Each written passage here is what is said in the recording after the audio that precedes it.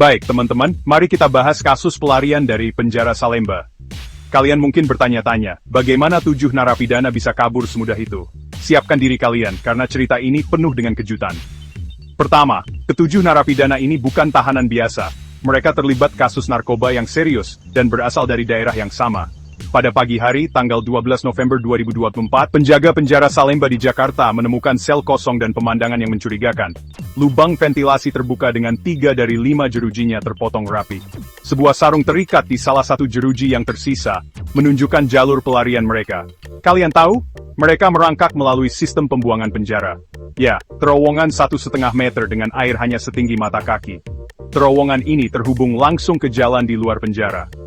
2 lapisan jeruji yang menghalangi terowongan sudah berkarat, membuat pekerjaan mereka jauh lebih mudah. Jadi, bagaimana mereka memotong jeruji itu? Pihak berwenang menduga mereka mendapat bantuan dari dalam, tetapi masih belum tahu siapa yang menyediakan alatnya. Saat ini, kasus ini ditangani oleh polisi, dan bahkan Badan Narkotika Nasional ikut memburu mereka.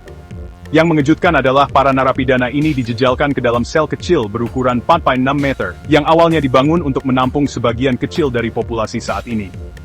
Penjara Salemba sangat penuh, dengan lebih dari 3.000 narapidana di ruang yang dirancang hanya untuk 1.500 orang. Sebagian besar narapidana ini terlibat dalam kejahatan terkait narkoba. Di antara para pelarian tersebut terdapat Murtala, seorang gembong narkoba terkenal. Dia sebelumnya ditangkap pada tahun 2016 dengan status kilogram sabu, dan memiliki aset bernilai jutaan. Beberapa di antaranya dikembalikan kepadanya setelah keputusan pengadilan. Ironisnya, dia ditangkap lagi pada tahun 2024 dengan sabu yang lebih banyak, menggunakan salah satu properti lamanya. Pelarian ini menimbulkan pertanyaan serius tentang keamanan dan administrasi penjara.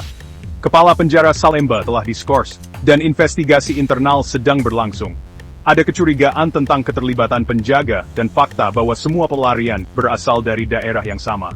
Pihak berwenang sekarang mempertimbangkan langkah-langkah yang lebih ketat untuk narapidana berisiko tinggi, terutama mereka yang terlibat dalam kasus narkoba besar.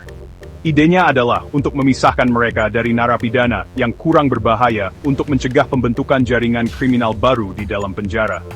Sebagai penutup, DPR juga akan terlibat, berencana untuk meneliti manajemen penjara dan kelalaian yang memungkinkan pelarian yang berani ini. Mereka akan menanyai Menteri Hukum dan Hak Asasi Manusia, serta pejabat penjara untuk mengusut tuntas masalah ini. Jadi, begitulah, pelarian misterius, hampir seperti film, dari penjara Salemba. Ikuti terus perkembangannya teman-teman, karena ini masih jauh dari selesai. Jangan lupa klik tombol suka jika kalian menikmati pembahasan mendalam ini, dan berlangganan untuk cerita menarik lainnya. Terima kasih sudah menonton.